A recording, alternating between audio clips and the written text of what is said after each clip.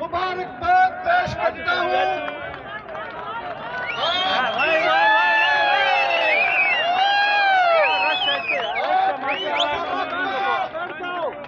जब तक इस मुल्क की हुक्मरान नहीं बन पाएगी तब तक ये जद्दोजहद इंशाअल्लाह ताला अपनी मंजिल पे पहुंचेगी।